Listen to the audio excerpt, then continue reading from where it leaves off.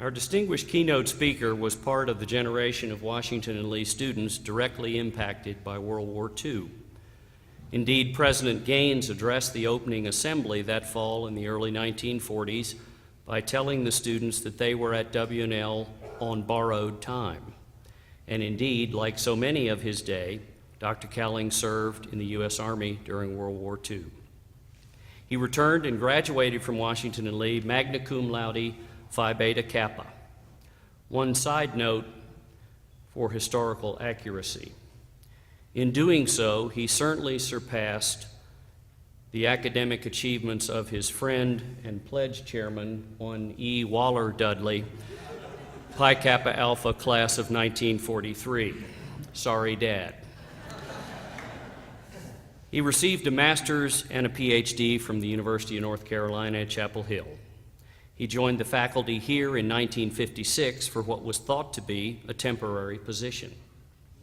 He arrived, as coincidence would have it, simultaneously with our honored class of 1960, the 50th reunion class this weekend, whose invitation he has graciously accepted to be here this evening. Luckily for W&L, that allegedly temporary assignment turned into a marvelous 35-year career on our faculty until he retired in 1991. He was the S. Blunt Mason Jr. Professor of English. A specialist in Victorian literature, Dr. Cowling wrote his PhD dissertation on Matthew Arnold, and in 1974 published Matthew Arnold and His Critics, a study of Arnold's controversies.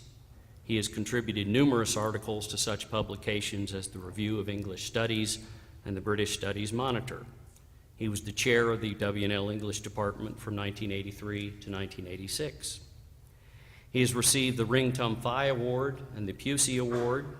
He was inducted into Omicron Delta Kappa. The Cowling Prize in English is awarded for the best essay on a literary topic.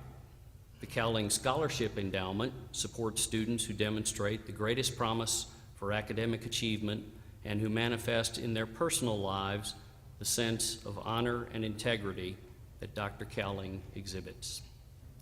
The excellence of his teaching and his devotion to his students were recognized by his receipt of the Outstanding Faculty Award from the Virginia State Council of Higher Education. For those of us fortunate enough to have been in his classroom and in his presence then and since, Dr. Cowling was and is inimitable, precise, demanding, and unfailingly courteous. Dr. Cowling inspired a generation of students, including this class of 1960, to act with integrity, to read great works, to write carefully and without excess, and to take enormous pride in the occasional good grade from him. In short, he set the bar high, and he conducted himself so as to inspire you to want to clear that bar. He will always be one of those professors who personify Washington and Lee. As President Rousseau is fond of saying, we don't really major in a field of study here. We major in those particular professors whose names ring out with clarity and deep affection for many years after we have left. They make a mark, they stay with us, they inspire us to learn, and they certainly make Washington and Lee. Ladies and gentlemen, our speaker is just such a person. Our dear friend, our distinguished Professor Emeritus, our honored guest tonight, Dr. Sidney M.B. Cowling, Washington and Lee class of 1946.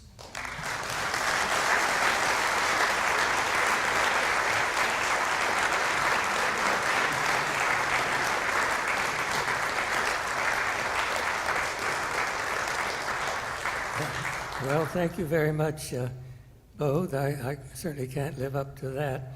And thank all of you. And my special thanks to the class of 1960. I consider it a great compliment to have been asked to speak to you this evening. I do have a very special relationship with the class of 1960. We arrived on campus at the same time, September of 1956. They as students, and I, as a very temporary instructor in English, assigned the very last place in the academic procession, and I mean the very last place. I felt much like the student who, when asked, "Are you in the top half of your class?" replied, "No, sir, I am one of those who make possible the top half."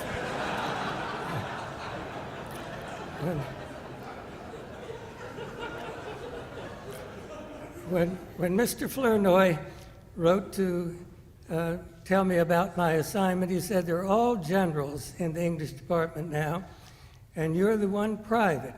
So you've been assigned composition courses over the quota." Some of my former victims are no doubt in the audience tonight.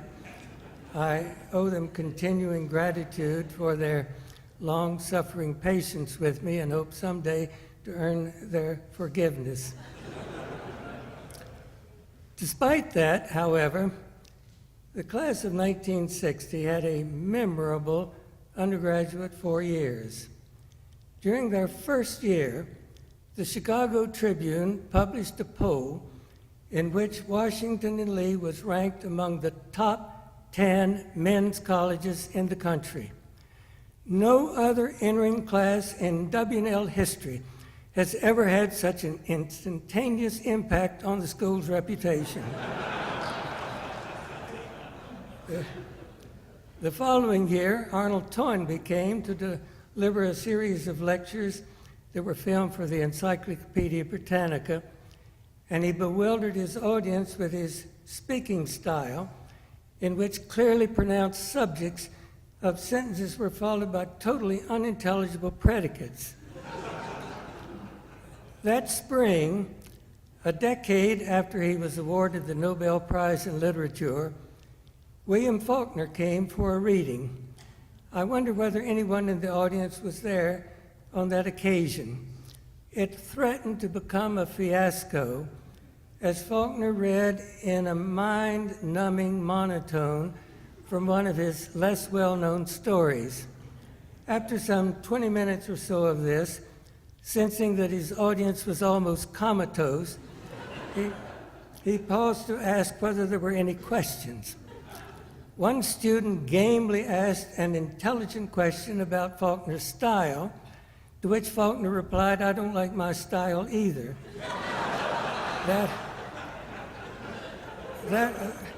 That effectively ended any further discussion of his writing.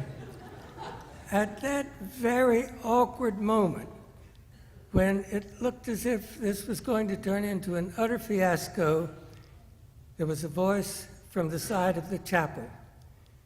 In an accent rivaling anything ever heard in the state of Mississippi, it asked, "Mr. Faulkner, have you done any fishing in Virginia?" The question delighted Faulkner, who saw himself liberated now from any responsibility for literary chit-chat. And what had threatened to be a disaster turned out to be a wonderful occasion in which, freed from any responsibility to talk about his own writing, he wandered interestingly and entertainingly about all kinds of subjects. He was followed the next year by another literary celebrity, Catherine Ann Porter, who was Washington and Lee's first Glasgow visiting professor.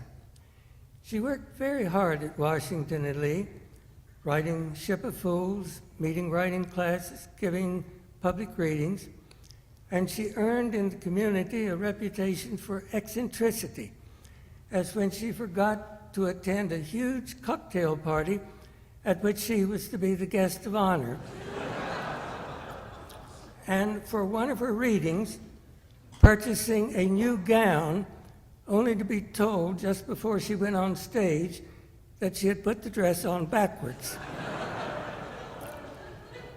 And just about a month before the class of 1960 graduated, the mock convention parade was led by a convertible carrying President Cole, Harry Truman, and the reigning Miss America. I don't know that we've ever had such a trio as that at Washington Lee. But I mustn't turn this evening into a session of reminiscing with the class of 1960, however enjoyable that might be for me. Instead, I wish to talk about Washington Lee as experienced by all alumni. Everyone who holds a degree from Washington and Lee is a graduate of one of the nation's preeminent liberal arts colleges. And I should like to reflect this evening on the question, how did it get there? In an attempt to answer in part this question, I have selected what I call 7 areas in which innumerable contributions of the past have been a compelling force that has helped to bring Washington Lee to its present position in American higher education. And that is why I have entitled my remarks, W&L's Legacy of the Past. I'll begin with the honor system and state at the outset that I believe its importance cannot be overemphasized. The foundations for it, I believe, were laid early in the 19th century at Washington College. According to an alumnus, class of 1820, and later a trustee, students at Washington College were taught that, quote, a sacred regard for honor and truth should be the cornerstone of their lives. Professor John Gunn, who has examined the minutes of faculty meetings of Washington College, has found that as early as 1850, there were in place 2 of the essential ingredients of the present honor system: a so-called honor pledge, in wording with which all alumni are familiar, and punishment for anyone found guilty of violating it. By the second year of Lee's presidency, responsibility for determining guilt and punishment had been given to the students themselves. And although their decisions were subject to faculty review, that change was one of the most significant in the long and gradual evolution of the honor system. There then remained but 2 elements to complete the process of bringing the honor system to its present state: the creation in 1905 of the Executive Committee of the student body, and the granting to it by the Board of Trustees of the sole and final authority in determining guilt, subject only to a student jury. We therefore have documented evidence that for almost 200 years, there has been on this campus a prevailing climate of truth and honesty that is to be found here and which has been maintained for more than a century by the Executive Committee of the student body. Now, I invite you to contrast this with the experience of an alumnus I know who teaches at a large, private, and respected university, and who this past term, the fall term, received 10 plagiarized term papers. On one of them, the student who submitted it had forgotten to erase this statement, quote, to the client, colon, check your footnotes. I invite you to pause with me for a moment to reflect on that word, client. I know it has become debased in recent years. If a kid mows your lawn, you become his client. But its use here seems to me to be singularly repugnant A client is one who accepts from another professional advice or services. Instead of providing anything remotely professional, the company that sold the student this paper is undermining the integrity of his education and corrupting him morally and intellectually. The foes of honesty today are formidable, endlessly resourceful, unscrupulous. And this is why I once again applaud the class of 1960 for establishing and endowing the Institute for Honor and for continuing its work to emphasize the vital importance of honor and integrity in public, private, and corporate life. The professor of these students confronted them with the evidence of their dishonesty, and they responded in today's parlance as if this was no big deal. He was dismayed and outraged, however. He had worked hard during the term explaining what a term paper was, how to do research, and what plagiarism was. And these were the results. How vain to rise early and take rest late, the psalmist laments. He was dismayed and outraged, and after his anger had subsided, he wanted to try to establish an honor system at the institution where he teaches. He knows perfectly well, however, that one does not wake up one morning and suddenly say, "Today we're going to establish an honor system where there has never been such a tradition." I know that traditions can be empty of meaning and even silly, but a tradition that has been the heart and soul of this institution for almost 2 centuries is priceless and irreplaceable. And that is why I applaud everyone who has ever served on the executive committee of the student body, past and present, for faithfully attempting to carry out the duties of that body to preserve and maintain the honor system as a vital part of this institution. Now, the honor system is very old, but not as old as the institution itself. In 1948, when he delivered the keynote address to open the university's bicentennial celebration, Chief Justice Fred Vinson declared that this institution was here to serve the nation before there was a nation to be served. I had thought that was an indulgence in hyperbole, although a very handsome compliment, until this past winter, when on a snowy morning I pored over lists of names in an ancient alumni directory, and I discovered that Chief Justice Vinson was correct. Of the 52 men named as having attended Augusta or Liberty Hall Academy between the years 1749 and 1782, when a charter was granted, 1/3 served as officers in the Revolutionary War, and a number of others were listed as soldiers. And an equal number became representatives in a state legislature, or served in the U.S. Congress, or served in both. And one, at least, was a governor. I believe this was an extraordinary achievement in a school that we think of as primarily intended for the production of Presbyterian ministers. At least it was a very fragile and obscure academy.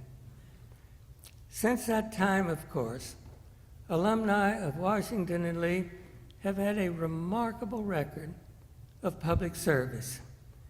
They have served in all 3 branches of the federal government, often with great distinction, and at every level of state and local government. Some of the credit for this remarkable record, I think, might be given to the mock convention, now more than a century old, which has stressed the importance of political involvement to good citizenship. In their private lives, moreover, alumni have had an admirable record of service and leadership in their own communities. And here I would like to give some credit to the influence of Alpha Circle of Omicron Delta Kappa, which in another 4 years will celebrate its centennial. And finally, I think we ought not to forget the impact on lives young and old of our extraordinary campus. I know of no other campus where American history is written so clearly, so eloquently, so compactly as ours. From the ruins of Liberty Hall, an unadorned reminder of the nation's struggle for independence, and of course a reminder of this school's struggle simply to survive. From there, turning eastward to the memorial gates, a sober reminder of the sacrifice and heroism of W&L alumni who served in the nation's wars of the 20th century. And with Washington Hall and the Lee Chapel in the center, and throughout the campus on bronze and stone of reminders of lives lived generously and with goals set higher than service to oneself. I turn next to the academic side of Washington and Lee, to its history of trying to achieve intellectual excellence. And I will conveniently begin with the year in which the Gamma of Virginia chapter of Phi Beta Kappa was installed. It will celebrate its centennial next year. Those first years were hard sledding. The faculty attempted to bolster standards by adopting an automatic rule and raising admission standards. But the early years of the 20th century don't appear to have been particularly conducive to academic excellence. The 20s appear to have been particularly difficult. The president of W&L, Henry Louis Smith, denounced the entire decade as an age of gasoline and jazz, an epidemic of revolt by the young and rebellious. That's a toxic mixture, isn't it? Gasoline, jazz, immature and rebellious youth. He would have found the 30s much more to his taste. In retrospect, the 30s were a very formative period in Washington and Lee's academic history.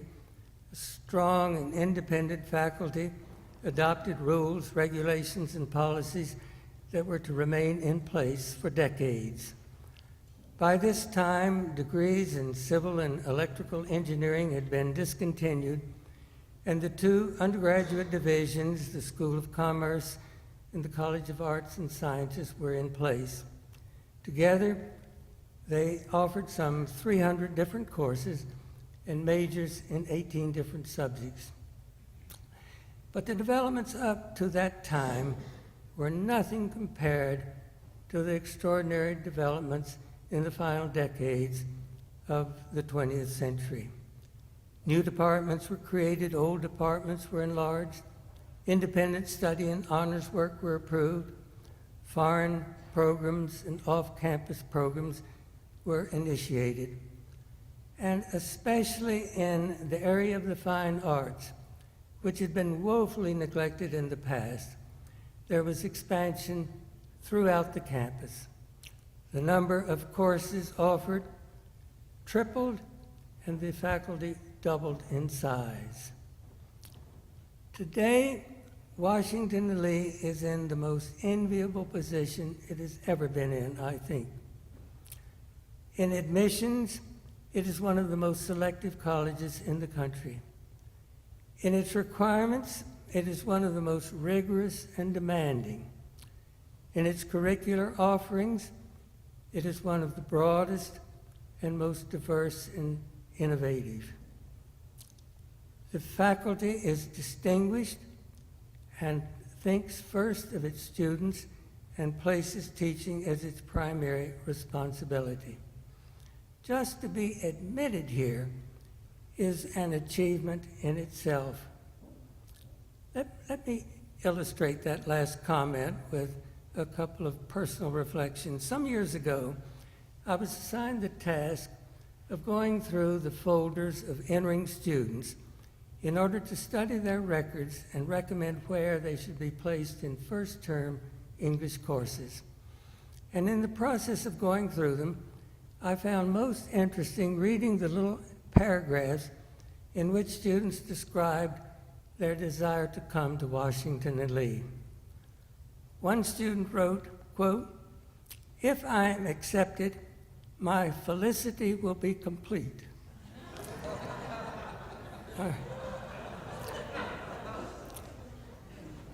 Another, in an inspired coinage, wrote, "My acceptance at Washington and Lee would be the cause for a family julebration."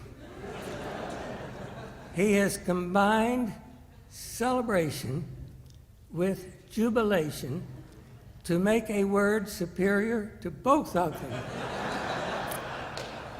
Julebration.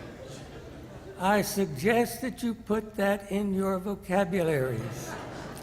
Think of mint julep and you're on your way. Have you ever heard a very clever comment and thought to yourself, I wish I'd said that? That's how I feel about julebration.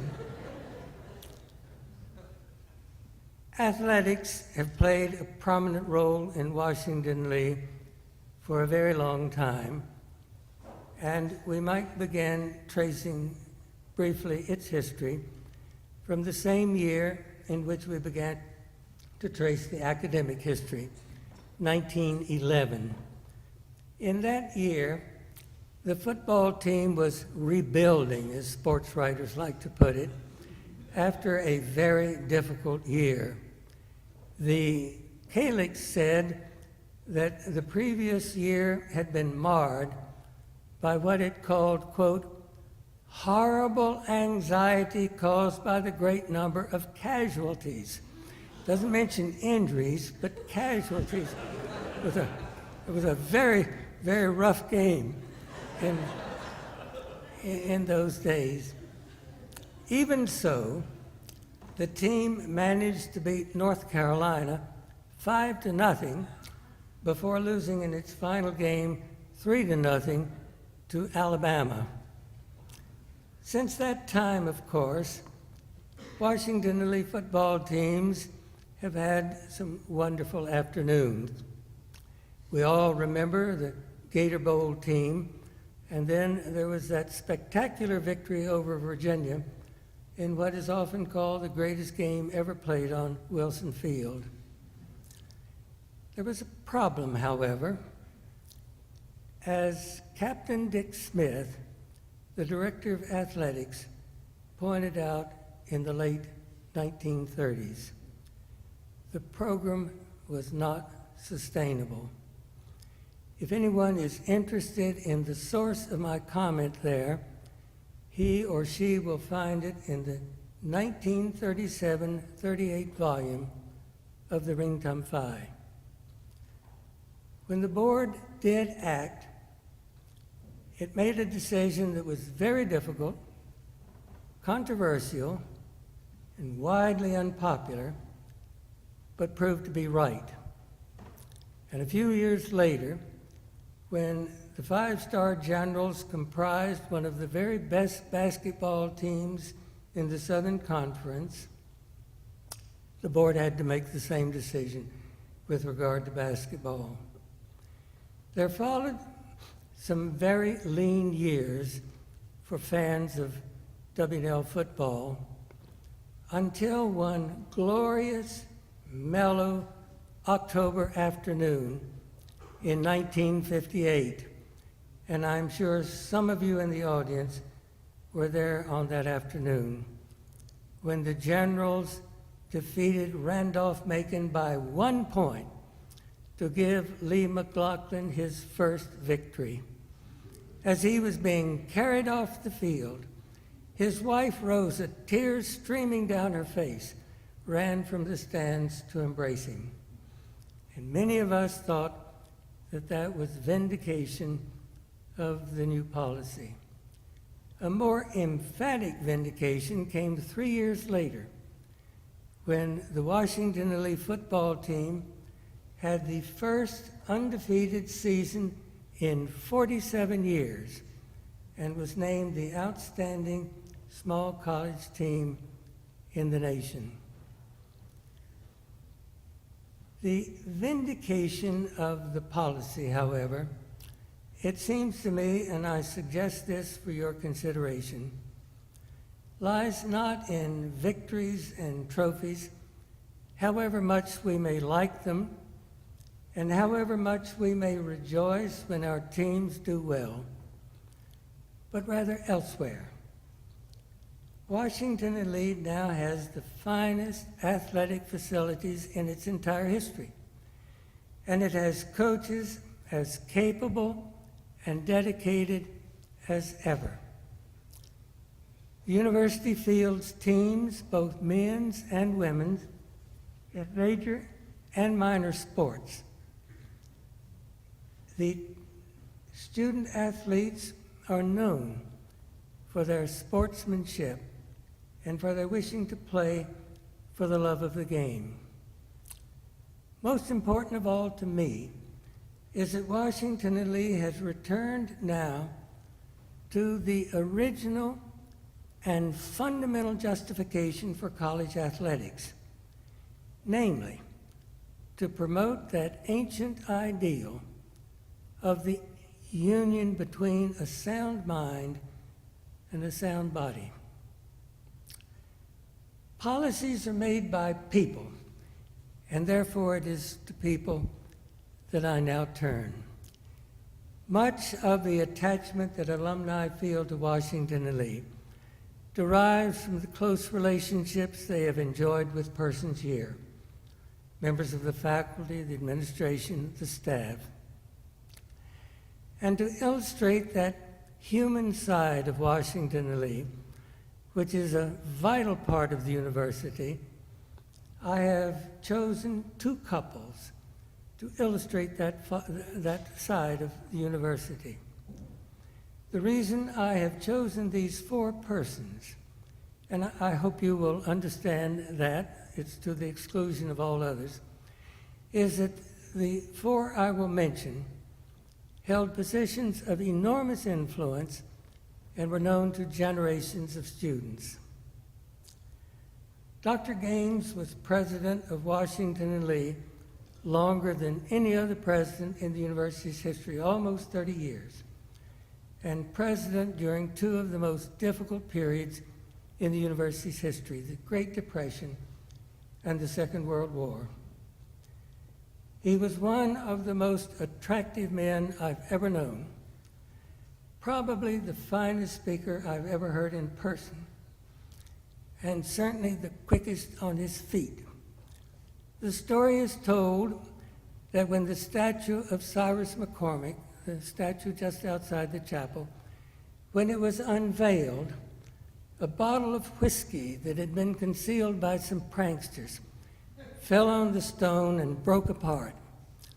Whereas, without a pause, Dr. Gaines remarked on the appropriateness of having a product of grain participate in the unveiling of the statue of the inventor of the Reaper. He had begun his career as a member of the English department at Furman University, and periodically he was visited by the desire to return to the classroom. Once, Mrs. Gaines said to him, "Frank, well, why don't you resign and go back to teaching?" "Sadie DuVerne," he replied, "English teachers are a dime a dozen. What they want is a president." I think that one reason he longed at times to return to teaching was the never-ceasing demands on a college president of fundraising. In any case, that was his favorite form of joke.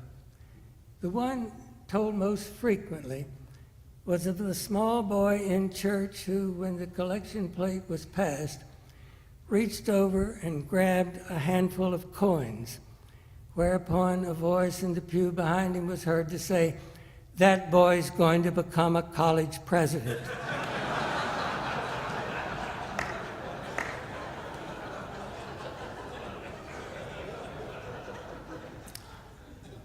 My own favorite was one that Dr. Gaines told about himself.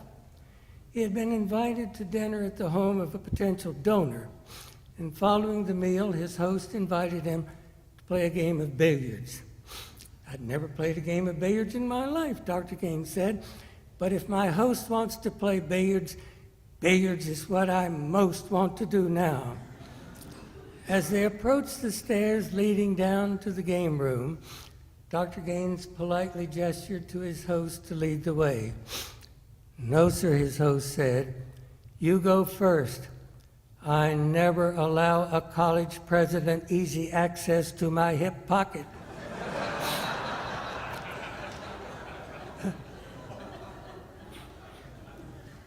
Mrs. Gaines was also a wonderful teller of stories. Her favorite was of the time after their retirement, when they lived on Estill Street across from the faculty apartments. There, Mrs. Gaines would take her morning walk. One fall, she noticed that she was intently watched by a small girl, presumably the daughter of a new faculty member. Mrs. Gaines, noticing this, walked across the street and asked the child for her name. She received a polite reply and then said to the girl, "And do you know who I am?" As if this were a command performance, the child stood to her full height and, bursting with her eagerness to demonstrate her knowledge of the wider world, said with perfect self-assurance, "Yes, ma'am, you're Mrs. Robert E. Lee."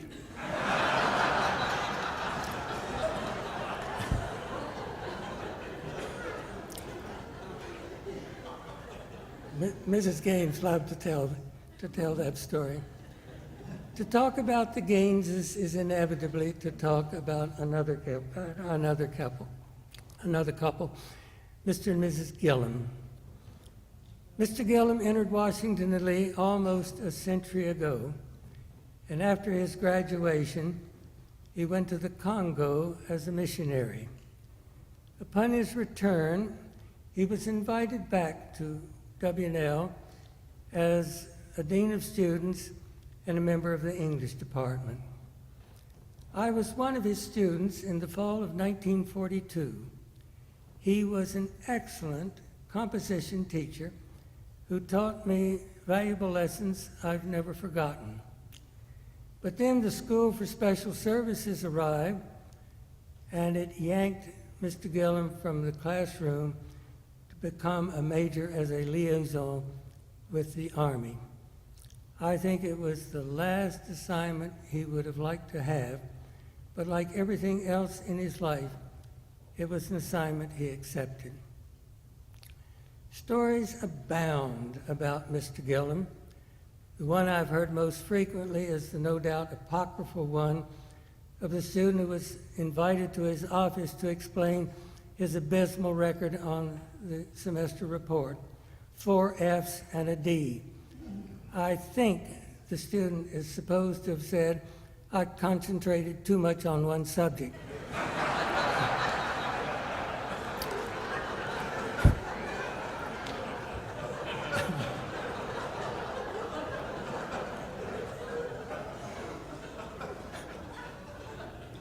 To me, that has all the earmarks of a made-up joke. But I much prefer a story which I am certain is authentic and was recently told to me by an alumnus. A group of students had engaged in a very dangerous prank, setting fire to something or other on a Lexington street. And Mr. Gillum invited them to his home, not his office, to hear a stern reprimand and a lecture on proper behavior.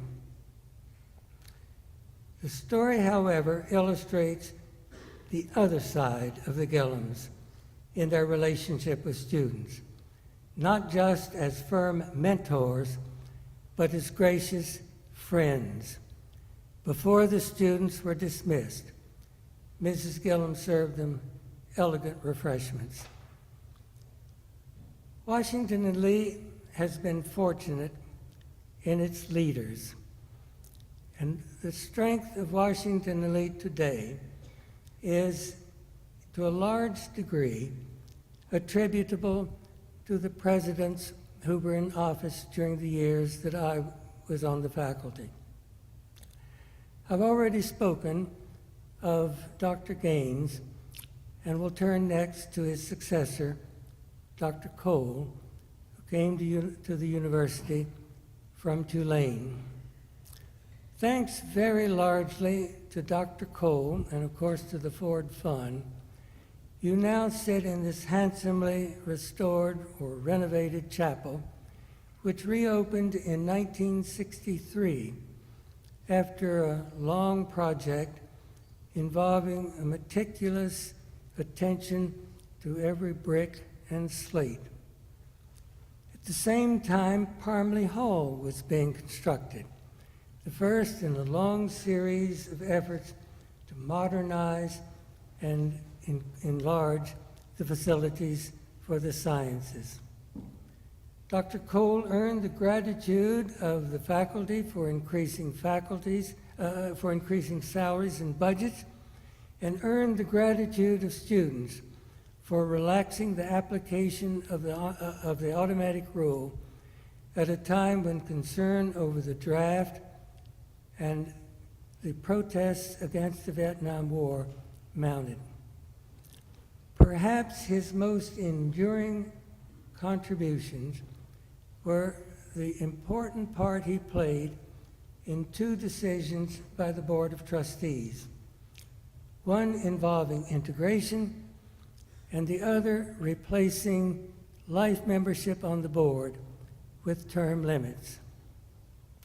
After Dr. Cole resigned, Dean William Pusey served as acting president very capably until a new president was elected.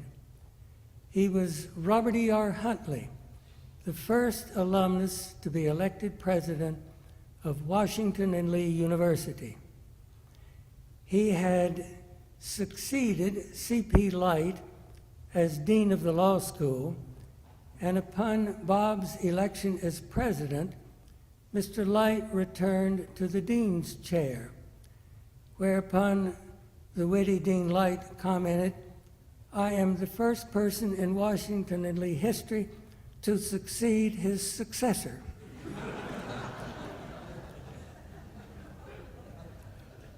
Bob Huntley served as president longer than any other president of the university in the 20th century, save Smith and Gaines. During 15 years in office, he and the late Evelyn Huntley devoted much of their lives to the work of this university. And some of the most prominent buildings on campus are now the results of their labors. Lewis Hall, the Warner Center, the Leyburn Library. The early years of Bob's presidency were distinguished by his universally praised response to the protests of spring 1970, and his last years by the more than successful completion of what at the time was the most ambitious capital campaign in the university's history, which exceeded its goal by more than $5 million. Huntley Hall is a long-lasting tribute to an illustrious presidency. Bob was succeeded by John D. Wilson, the first W&L president to have been a Rhodes Scholar. He will be long remembered for 3 achievements during his administration that changed the face and life of the university. Coeducation, which next month will complete an exemplary quarter of a century at W&L. The much-needed fraternity renaissance, and the Linfest Center, an unprecedented gift to the performing arts at Washington and Lee. But these were not the only achievements of the Wilson presidency.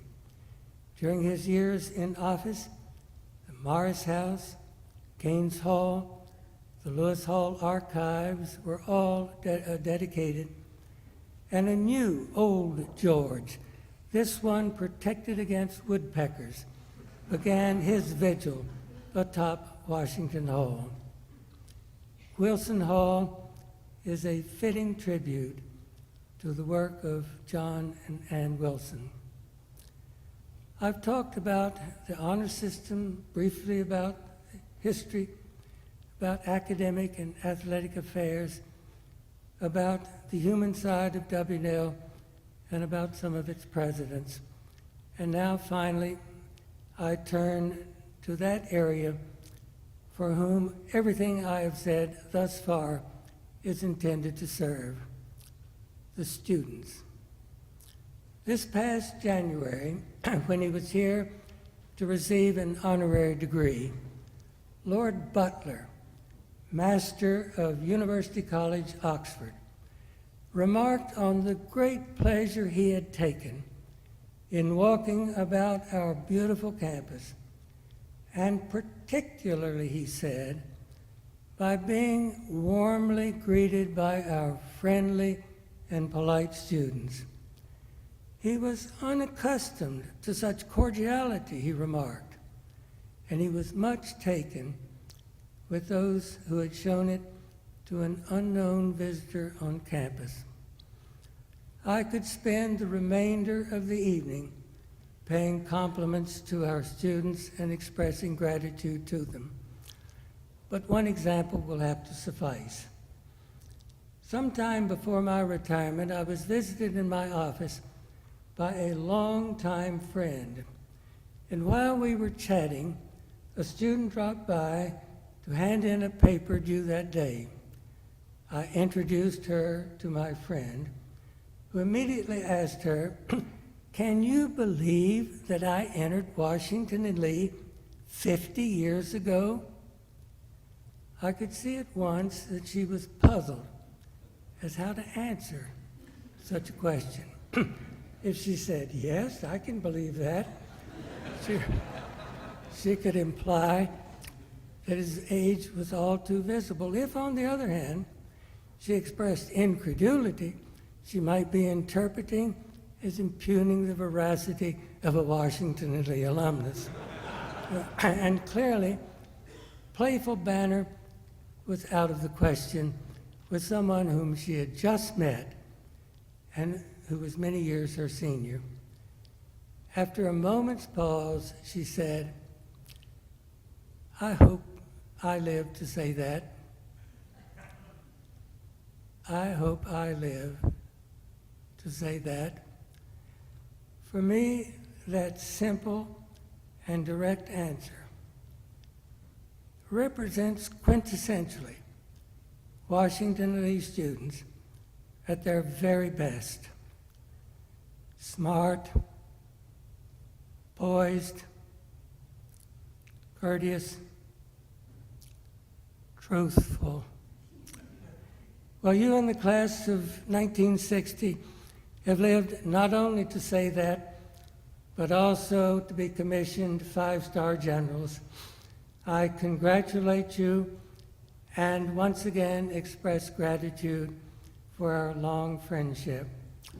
To everyone, I express my thanks for your having been a characteristically polite Washington and Lee audience.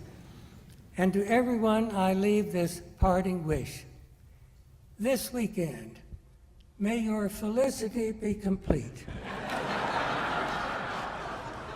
And may all of you have a wonderful reunion.